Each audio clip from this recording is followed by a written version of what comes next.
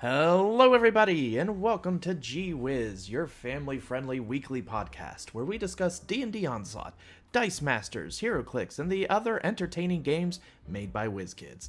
I'm WizDad, a decade-long WizKids enthusiast, a competitive heroclix player, a dabbler into the dice of Dice Masters, and a competitive Onslaught player. I will be your guide for navigating the competitive and casual scenes of the WizKids Triforce of gaming. It's Onslaught Wednesday.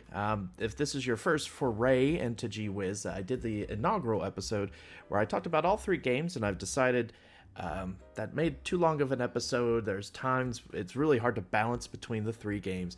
So instead what I'm doing is I am going to be doing 3 episodes a week. Monday is going to be Dice Masters, Wednesday is going to be Onslaught, Friday is going to be heroclix, and then once a month I plan to cover the board games made by WizKids because they don't have as frequent releases as heroclix, Dice Masters, interesting things to talk about, competitive natures and whatnot. So you're here on Onslaught Wednesday, which means we're going to go knee deep into the Frogmire itself and cover the latest news in the WizKids Progress Report. Kowalski, Progress Report. WizKids and Onslaught were in full force at GenCon 2023 last week. We'll be talking more about the competitive side of Onslaught that occurred at GenCon in the Fishing with WizDad segment. But I wanted to take a minute during the progress report to talk about the fan appreciation event. I went to the event. It was, I believe, Friday night of GenCon. Typically if you've never been to a WizKids fan appreciation night, that's one of the events where WizKids has a bunch of their staff members, usually like business managers, designers, are there. And they go over, usually have a slideshow, and they go over upcoming releases for their products. Board games, they cover things for heroclix, Dice Masters, Onslaught, everything. So this year was a little bit different. They had a lot of technical difficulties. That wasn't really their fault. It was kind of GenCon didn't leave them an adapter. Maybe someone took the adapter.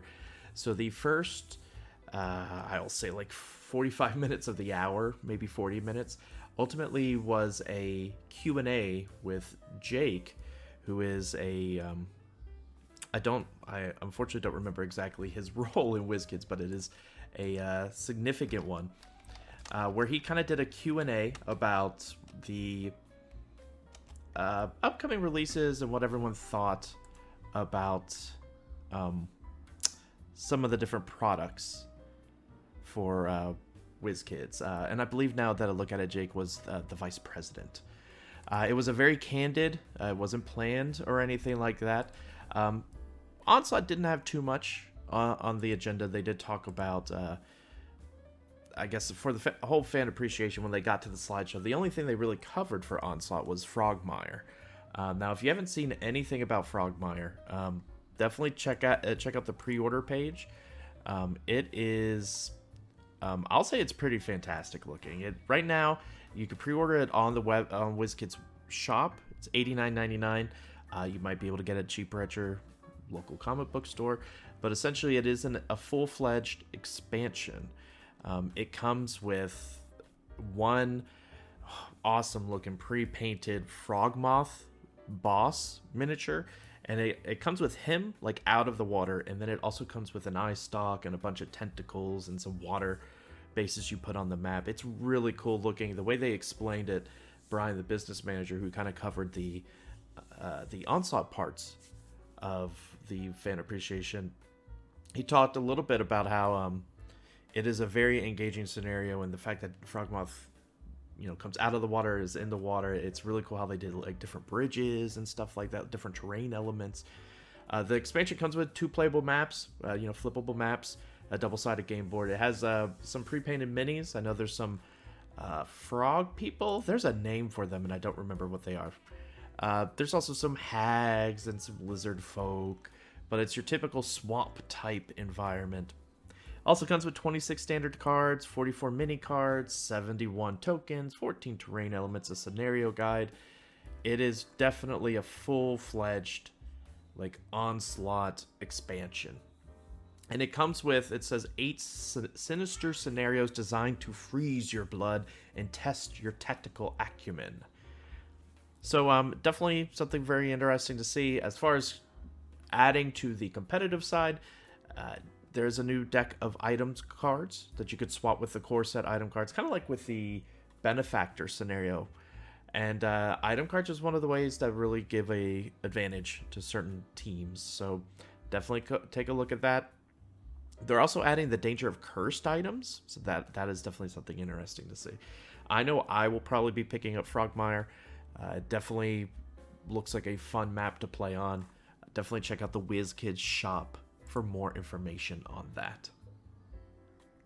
Unfortunately, though, outside of that, the discussion about Frogmire, there really wasn't that much talk about Onslaught. There really was not any additional slides of anything coming out soon. Frogmire, I believe, is scheduled for Q4 of this year. But I will say, WizKids Worlds is right around the corner. It is a month and some change, so it's the middle-ish of September. So it makes sense that they would kind of dial it back a little bit, not fully release everything that's coming, because they also do a fan appreciation at Worlds, and it's usually bigger. They don't have time constraints. At Graceland itself, they have a big screen that they project everything from, a lot more interaction, a lot more candidness, kind of like what they did at this one because of the technical issues. But it is, that's where they really spoil a lot more things.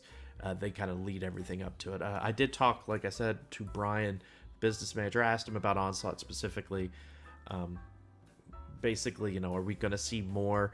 I know that this year we got a lot of factions, and that's probably because the game came out in February, and so they want you to have a lot of options. So I'm curious what kind of additional factions are coming down the line. Are we going to get more mini arrows? Are we going to get more cell swords?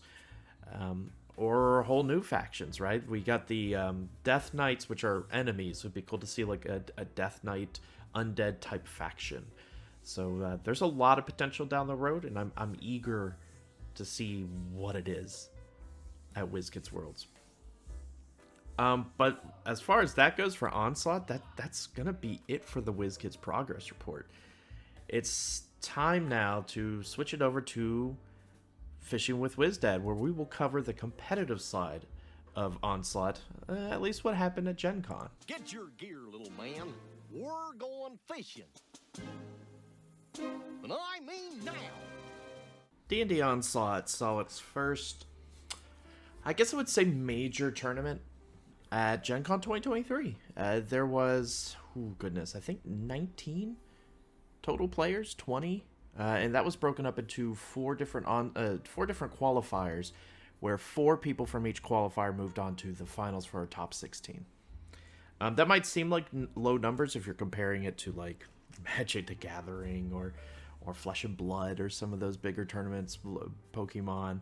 But for a new game that's only been out since February and hasn't really built a competitive scene, I think that's a pretty good start. Onslaught really hasn't seen a lot of, I won't say marketing, because if you look at the latest Game Trade magazine for August, there's a big spread about Onslaught. There's actually a whole scenario within Onslaught.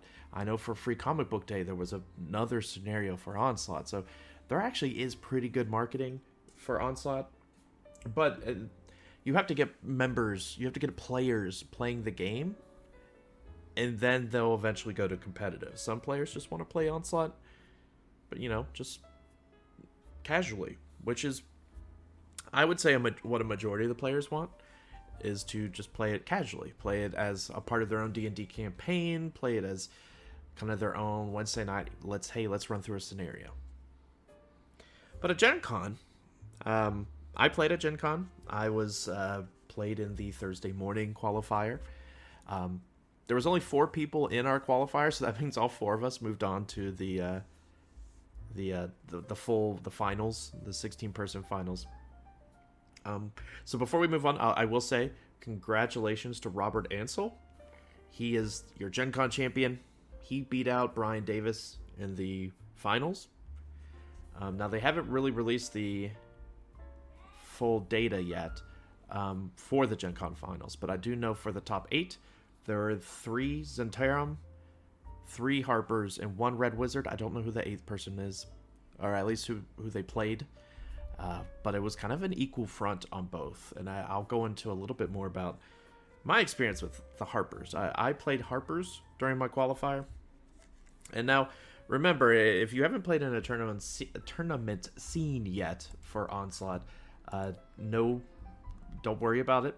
It is still rather new.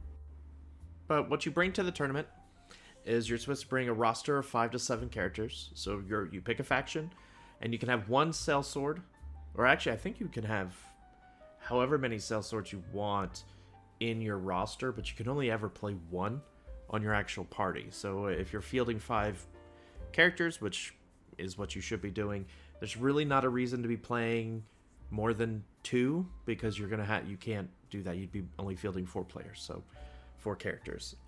But either way, I played Harpers. I am a musician, so a music-based faction is what appealed to me.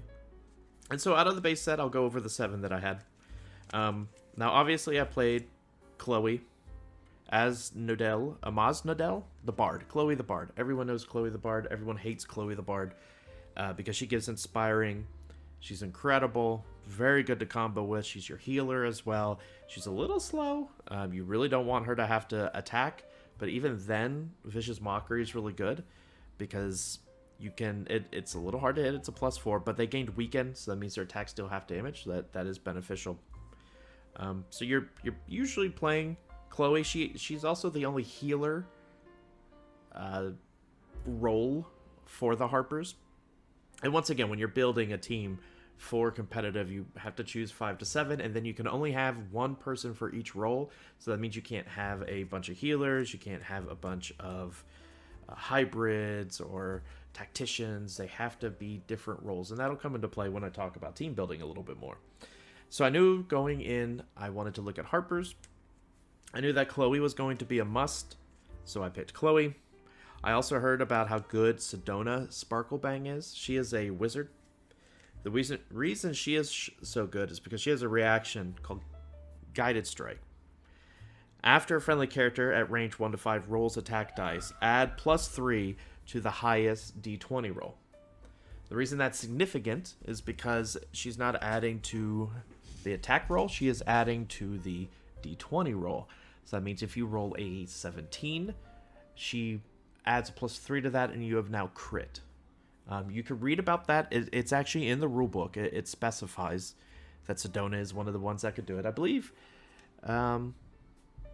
I believe that Chloe does something similar. Yeah, +2 to their highest d20 rolls for her inspiration. And so I knew that was very powerful between her and Chloe. It's a very, very powerful combo. Really good at boosting up your other characters. Speaking of other characters, one character that is frequently mentioned is Grabbleshanks, the Ranger. He has a 6 range, which a lot of characters don't have a 6 range. His claim to fame is the fact that he could do a double shot, so he can attack you once, deal you 2 damage, and then bonus action, hit you again. It's got a cooldown of 5 turns, so you're not doing it that frequently, but you'd be surprised. He is definitely a big damage dealer. I used him in, I'm pretty sure, every game.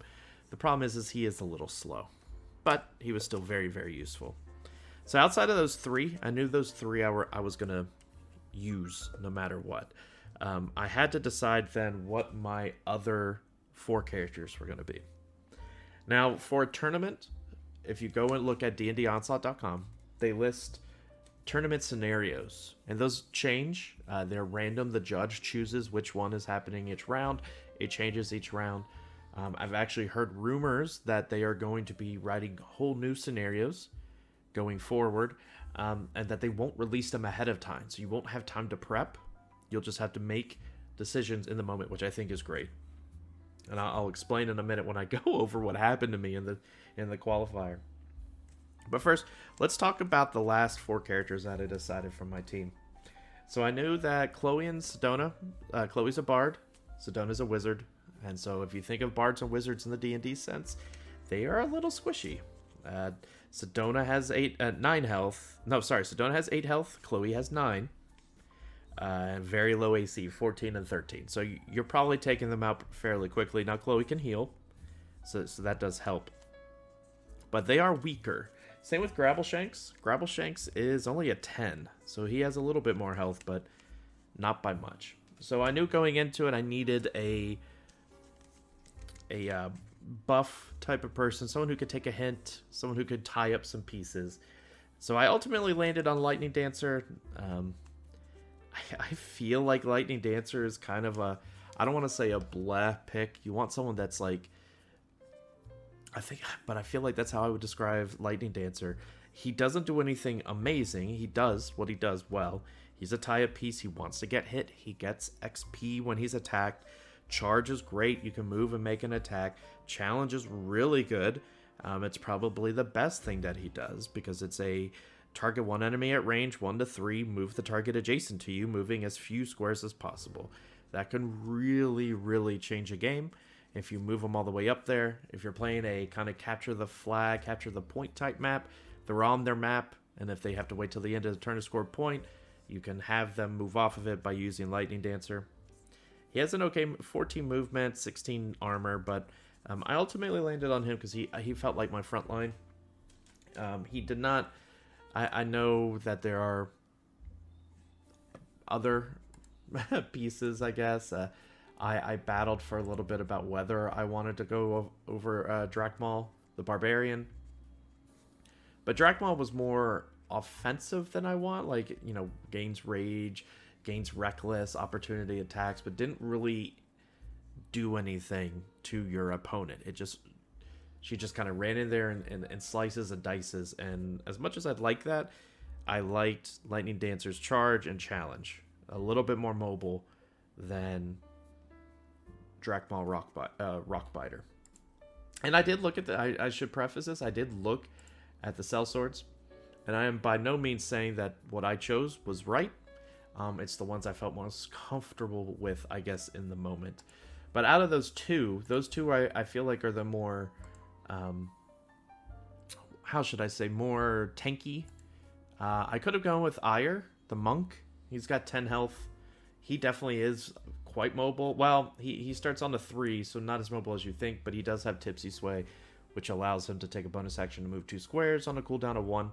So you can argue he is kind of mobile to a degree. He flies, so that does matter. He does not...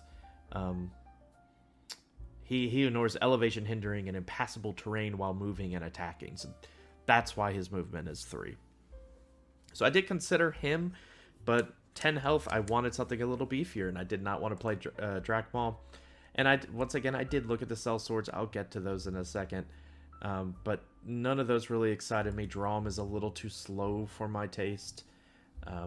But I just didn't have a lot of time to practice the sellswords. I got them later. So that's my 4th character, was Lightning Dancer. So for my last 2, I had my tank, I had my healer, I had my damage dealer with Grabbleshanks, I had my influencer with Sedona. So I wanted some more options. And at that point, I was looking at roles. All of the people I just mentioned, all the characters had different roles. Healer, hybrid, ranger? Not ranger. Shoot, I'm blanking on what the arrows are. But the arrow one and the shield. I probably should have looked up exactly what those were before this. So I had all different ones. I really battled on who I wanted to swap out. I did see, I ultimately added Abelio, the druid. The reason I added him is because he's a tactician. I did like him as, I'm pretty sure he's the only Harper tactician. Yeah, well, no, there is Nurth, or Nurith, the rogue. When I looked at Nurith, I was okay with him, but I wanted a little bit more board control. That's basically, I knew I was going in with tournament scenarios, so that were capture the flag, some were, deathmatch and whatnot, and Abelio appealed to me because of spike growth. Being able to put out spike growth to kind of block a path, to kind of control a little bit about where your opponent is going, appealed to me. Now, I might change that back. I didn't have a great time with Abelio, but that's neither here nor there. Either way, Abelio was my 5th option, and it left me 2 more. So effectively, I had my team of 5. I could have gone in with those 5 and been perfectly happy, but you should not plan that way. You should plan to have some flexibility. So I own all of the... I have the base game, obviously. I do have the Harper faction, and I do have the sellswords. So those were my full options.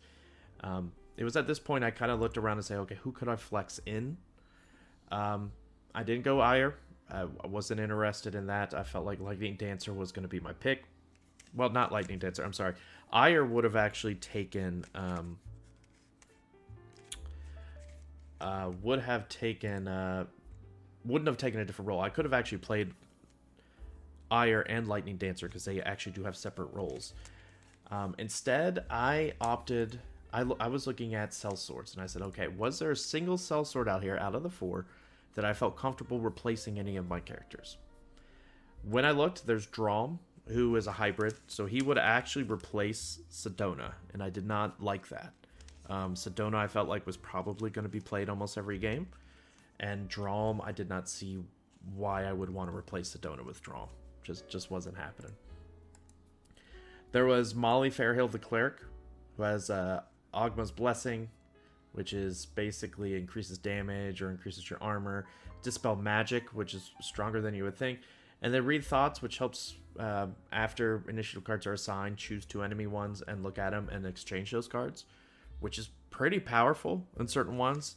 Maps like Contention, where you really don't want their rogue going first, that allows you to see, okay, when was their rogue going first? Okay, I'll make them this other one, whichever the other card was, and make him go last, and then you can maybe get in his way.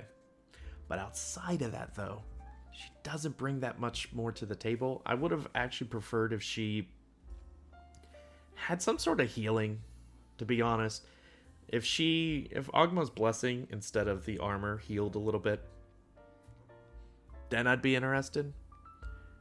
But it just doesn't. And so she was probably the most likely because she is a tactician, so she would replace Abellio, and he was the more flexible piece, I should say, on my team. So Molly was kind of out. Then I moved on to Kithra Coalforge, a paladin. She would have replaced Grabbleshanks as my damage dealer, the DPS. Inflict wounds, 1 enemy at range, +2 to hit, 4 damage. On a miss, the ability is not once per game. It is a once per game effect.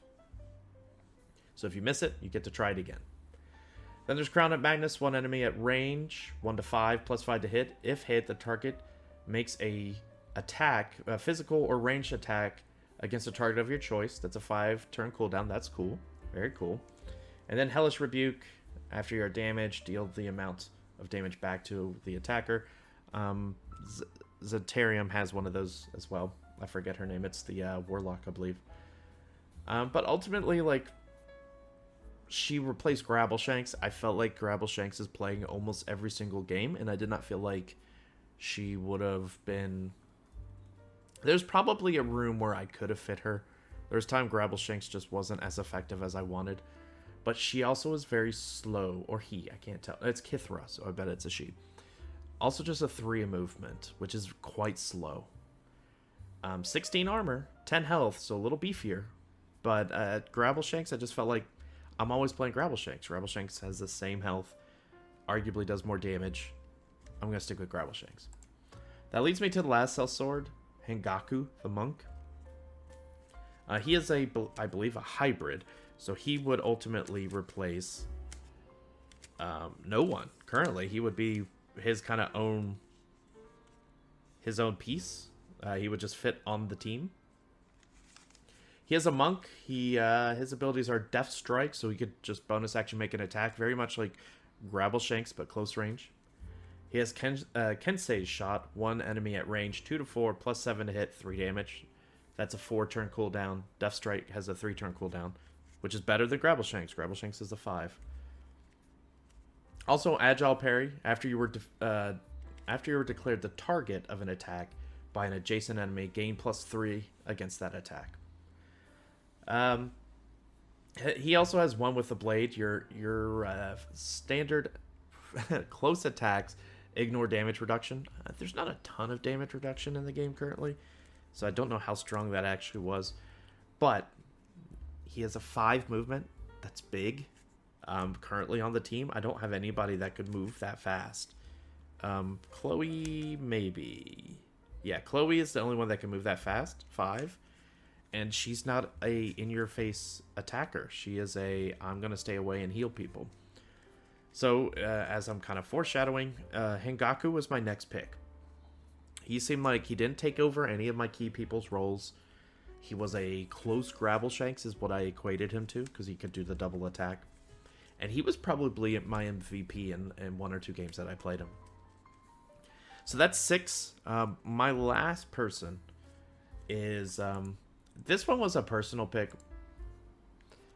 The only people left that I haven't really talked about on the Harpers is Adnan, Zareem the Cleric, and Eileen Realm Runner the Sorcerer. Adnan the Cleric, he is a Twilight domain cleric, I believe. Like, all the characters in this game are tied to D&D classes and subclasses. If you look at them, that's kind of what they're tied to. They don't explicitly say what subclass, but you can kind of ascertain by looking at it. So Adnan, he has Moonbeam, which is the standard action. Target 1 space at range 0 to 4, +4 to hit. It does like a area of effect, 1 range, splash. If hit, the target gains burning. It deals 1 damage. So neat. Twilight Sanctuary, friendly characters at range 0 to 2 may heal 2 or remove 1 condition token. That's strong. Very strong. Standard action, 5 turn cooldown. Then he has normal opportunity attack. He has fire resistance. So maybe he's not Twilight. Maybe he's more of Divine. I'd have to look into that, actually. I hadn't thought about that. He was kind of on my list, but he would take Grabbleshanks' position, and it was really hard for me to say no to Grabbleshanks. I'm going to be honest. Grabble just did a lot. Adnan, I don't know. And then that leads me to Eileen. Eileen the Sorcerer. Now, she would take Sedona's spot as the wizard, as the hybrid. Eileen's interesting. She has wild magic. Roll a d20. 1 through 7, 1 friendly character heals 2. 8 through 14, 1 enemy character takes 1 damage. 15 through 19, she just teleports, warps 3 spaces. And then 20, all 3 effects happen. That's on a 3-turn cooldown. It's a bonus action to do that. So at first, 1, I am a little bit of a chaotic person. I live in a chaotic household, as you know, because I am a dad. I am the WizDad. So I love wild magic. I think it's a cool concept. I love a little bit of randomness. So Eileen very much jumped out to me. Now, it would mean I would have to replace Sedona. But in the 1 or 2 practice matches I had with Sedona, she did not... she was good in what she did. But after she did the 2 things that she could do, I felt like she was lacking a little bit. Because her Guided Strike, the one that adds a +3 dice roll, is a 5-turn cooldown. And then Hypnotic Gaze, standard action, 1 mini at range 1 to 5, +5 to hit. If hit, move target up to their movement and or make a basic attack with their target. It's great. It's basically giving Gribbleshanks another move and attack. It's really good. But it's also on a 5-turn cooldown. So, like, she does influence the game a lot, but she's not really a damage hitter. So I thought, okay, Eileen, maybe I'll play her in a death match. Some of the more physical ones. She is a little bit weaker, only 3 movement. She does have 8 health, like, so she is technically, I guess, 14 armor, a little bit stronger than Sedona. She has Tied to Chaos. I never used this ability, I don't believe. Gain Chaotic. Friendly characters gain +2 to their highest D20 rolls and -2 to their lowest rolls. And then you get to immediately refresh wild magic. The one I did do, Expeditious Retreat, very important. After an enemy ends their movement adjacent to you, you get to teleport, or warp, whatever it's called, 3. Which is very important. It gets her out of dodge. Other than that, she has Firebolt, and if she crits, she gets to refresh wild magic. Also, if you roll a critical failure, you get to refresh wild magic. So Eileen was ultimately my 7th. There was, I believe, 1 game that I played her over Sedona. And that was the death match I talked about. And so let's talk a bit about my qualifier. So going into it, I had my 7 characters. I will say I absolutely botched the items. So what you're supposed to take into a tournament is your roster of 5 to 7 characters. You're also supposed to include 15 item cards that match loot tokens 1 through 15 and record those on the sheet. I read 1 through 15, but I did not see that each item has literally an I 11, I 12. Like at the bottom, it literally lists 1 through 15. So I didn't read that right. So I brought a bunch of items that I just couldn't play. Not that it was broken. It's literally you just won't be able to play them. You can't pull those out of the bag of loot tokens. So that was a shame. I kind of botched that. I did not really understand how important loot is. I knew it was important. I had actually intended to get the benefactor faction, or the benefactor scenario beforehand, because that adds another 15 items that you could swap in, but I didn't. And hindsight 2020, because some of those are really, really good. But for a convention event, you just got to bring your characters or tokens, any of the status tokens that go to them, your 15 item cards, and then 2 20-sided die. That's all you need. Technically, the tournament organizer is supposed to provide the boards, all of the other stuff. I think that honestly should change. I think players could be responsible for bringing some of the other pieces. There was a lot of confusion. It was the first major con event, so that's fine. There's certain things I think the player could bring. The event could have the boards, the monsters, all of that. That's perfectly fine. But it's also perfectly fine for the player to bring some stuff. I know for a store event, players are supposed to bring the core set game board, the 4 kobolds, 2 gnolls, 1 Etten, 1 troll, a tracker card, loot tokens, all of that. And that's perfectly fine. But at a convention, you're not supposed to. You don't have to. There was a little confusion on that. We had to put some stuff out. The loot tokens were out there. Now, I will say, if you're on the Discord for D&D Onslaught, which you absolutely should, Blanchard Tech, he was the judge for GenCon, did a fantastic job. Kudos to Blanchard Tech. It was great to meet you in person. You ran the event perfectly. You may not think so, but for a first major event, it was great. So kudos to you. He had you were running wild, but we ultimately got everything done, and it was great. So for Onslaught, I played early Thursday. My plan was Thursday was going to be my day of Onslaught at GenCon. So like I said, I played in four games. There was only 4 people there. So I played 3, because we played each other 3 times. I played 3 separate scenarios. The first scenario that we played... let's see, what was the first scenario? We played 3 separate scenarios. The first scenario that we ultimately played was Capture. On that map, it is I don't know if they have official names for each side of the map, so we'll say the Tomb one, the one that doesn't have the cool looking dragon statues.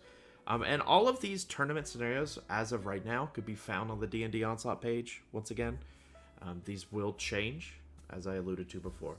But this one effectively was you had 2 starting zone, your team was split up 3 and 2. Your goal was to go to one side, pick up the portcullis key, and carry it to your side. There was kobolds in between. Your opponent was trying to stop you while you were trying to move. It was an interesting format.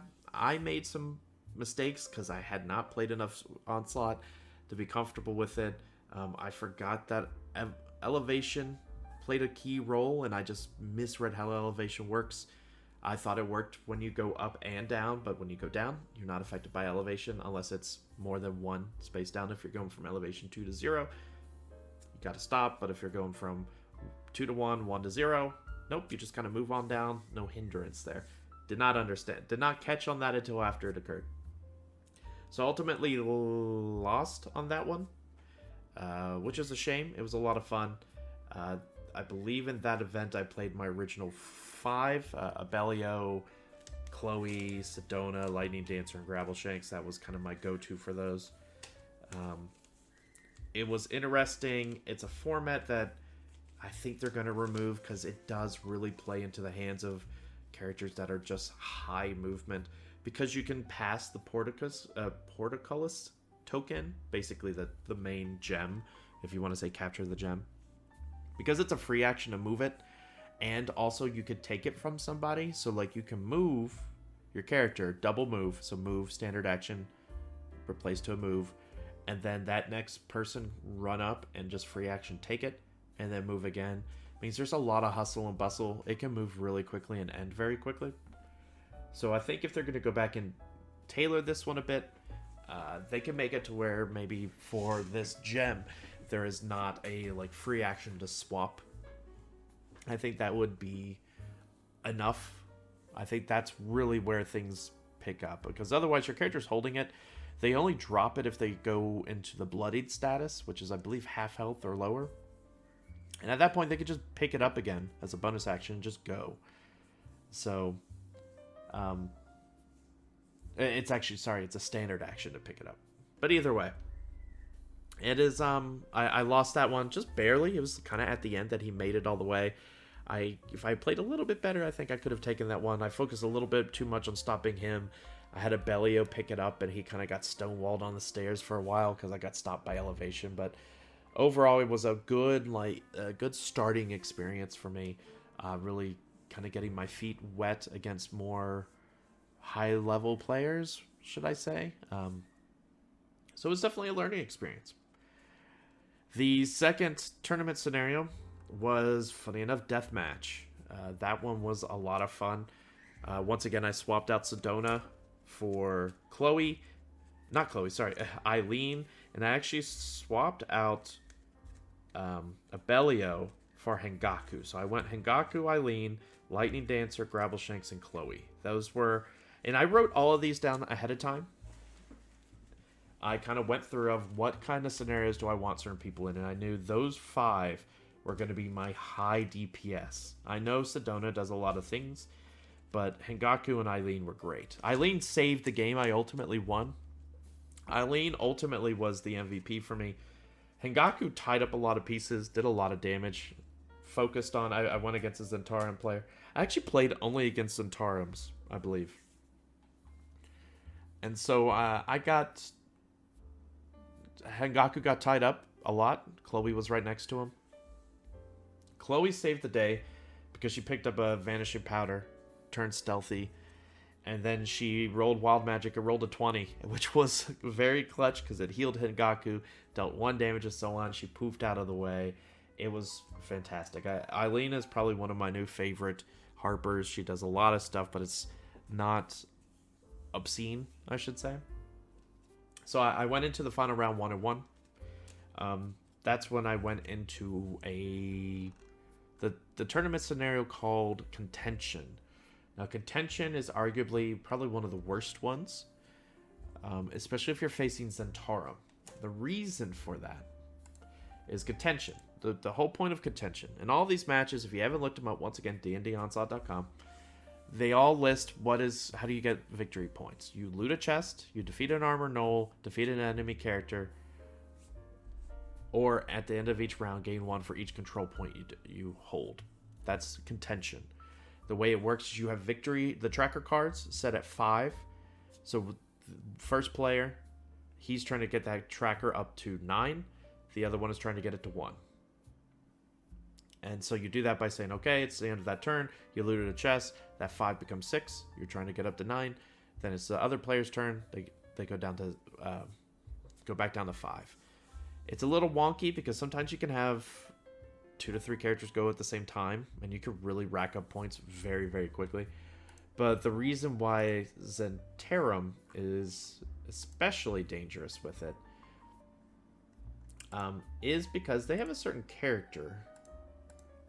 I'll give you a second to think about it for a second. Basically, you score points by looting chests or by damaging the monsters. We won't go into the monsters, but also by the control points. All right, now that you've had a chance to see, basically, the big to-do is going to be La Salelle, the rogue, essentially the shadow rogue. Hide in the shadows, gain stealth. You cannot be targeted by non-adjacent enemies if you have cover from them. That's a free action, and it is a 2-turn cooldown. And then cunning action, bonus action, move up to your speed. Enemies cannot take reactions after this move, a 5-turn cooldown. He has a move of 5, so he's moving 10 first turn. And so he moves 5, he moves 10, probably gets next to a token, or takes a control point, immediately takes the loot. Cool. So that's already 1 victory point. You also add in, I believe it's the cleric. Where is it? A lot of Zentarums. Yes, Mistral the cleric. Mistral has pass without a trace, make a warp of 3. So basically you can move your characters to the control point. The control point is just on the other side of the wall of another control point. So if you play your cards right, you can move everybody up, and the Mistral just warps over to the other control point. It is very Zentarum centric. I think someone was talking about they can win turn 2. So it's a tournament scenario. You probably don't have to worry about going forward. They're gonna retool it. It just doesn't work great against Zentarums. They have an unfair advantage. That's why I feel like having all the scenarios unlisted, unpublished, so that way when you go in you have no idea what you're going to play, is great. That means it gives more flexibility. I can't plan and write down who my characters are going into it. It's great. It adds more, like, you have to have a certain level of skill to figure that out. Now, there's nothing wrong with going into a tournament with just 5 characters. Nothing wrong with that. I mean, there's not a ton of factions. We're up to 4, right? Harpers, Zentarum, Red Wizards, many arrows. And sellswords can flex into those. So out of the 4, that's fine. I don't think I saw any Red Wizards. Red Wizards is probably who I'm going to dip into next after Harpers. They interest me. I thought they were going to be played a lot more than they were. Ultimately, I lost that contention map. They were able to just kind of beat me, I think, turn 3 with the Rogue and the Cleric. I was just outpaced. I did not expect that level of madness. I held my own for what I could, but, you know, it was a learning lesson. A learning lesson in I need more fast characters than just Hingaku and Chloe. But either way, I had a great time at GenCon. If you're thinking about going to WizKids Worlds, which I highly recommend, definitely join. I will be talking about it probably more at length at on next Wednesday for the Onslaught Wednesday. But it was definitely a very fun experience. I did not ultimately play in the finals. I qualified for it, but I had made some promises that I was going to play Dice Masters, which I'll talk about on Dice Master Monday. But so I couldn't ultimately play. I felt bad, but I made some promises, talked to some people. They helped coach me on Dice Masters, and it felt bad to say, oh, well, you coach me and I won't play Dice Masters, sorry. So I felt bad about missing it, but Blanchard Tech was very nice about it, and he understood. So, and there was a couple other people that wanted to play, but they had Star Wars Legion and other games to play, Shatterpoint and whatnot. So overall, it was a fantastic weekend. So I think that's ultimately going to do it with Fishing with WizDad. And you know what? I think that's ultimately going to do it for this episode. That's kind of all we needed to talk about with Onslaught. That keeps us up to date. Next week, I think I'll start doing some deeper dives into the teams. I did a little bit for Harper's. Next week, we will go more in depth on Zentarum. I'll talk more about what I went through for team building, what I saw for team building, and yeah, we'll just kind of try to get you prepared for Worlds, because Worlds, what we have now is what we're gonna have for Worlds. There's no other factions coming out before then. There's no expansion packs. What we have is what we have. Those 4 factions. So let's get you prepared for WizKids Worlds. We've got a month. So next week we'll talk about Zentarum. So with that, that's the episode of Gee Whiz. Thank you guys for joining me. Friday, we'll be talking about heroclix. There is a lot to talk about with heroclix at GenCon. A lot of cool previews, a lot of tournaments that happened. I played in half of them, some of them. I played in Pope and a Nationals qualifier, so we have a lot to cover in the heroclix. But until next time, I'm WizDad, and you've been listening to G Wiz. I'll see you then.